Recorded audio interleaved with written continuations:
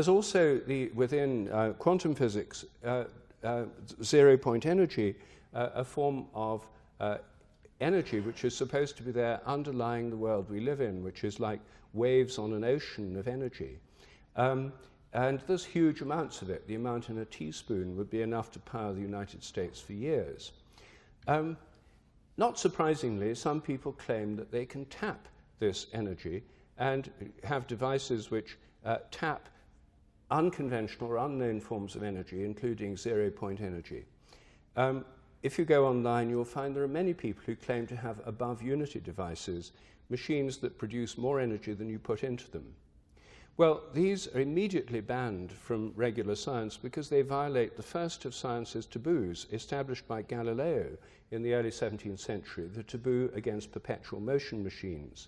This taboo long predated the laws of thermodynamics, and it's one of the most deep-seated taboos in science.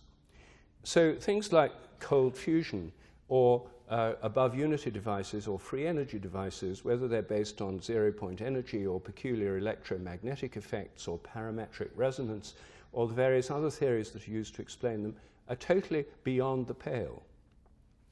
Nevertheless, people claim they've got them and they exist. If they do exist, of course, it would totally transform the world economy and the world energy situation. So, do they really work?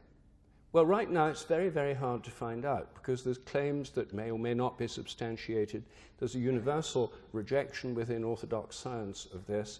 A few people within the Department of Defense, a few people who, as a kind of maverick investors, are interested in this. The Japanese government's interested, but basically they're not part of the normal discourse of science. I myself think the best way forward here would be to have a prize, say $1 million prize for the best above-unity device. And those who claim to have them could then have them tested. This is not an attempt to debunk them. It's an attempt to see what really works. They'd be tested under fair, agreed conditions. And if any of them do indeed produce more energy than is put into them, and that, which can't be explained in terms of any known energy source, they'd win the prize. If the several do, then the best one would win the prize.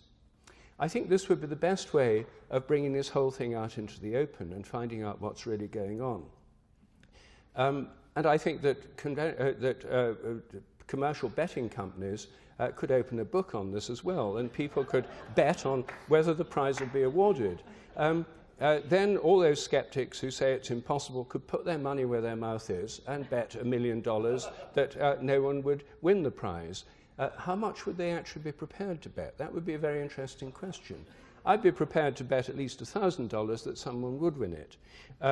So I think this would put the thing totally into the public domain. The media would love it. Everyone would be discussing it. And if someone won it, I think it would completely change the climate. I think investors would get interested, governments, how it works, and the situation could move on. Right now, we've been at a stalemate for years with these things. It turns out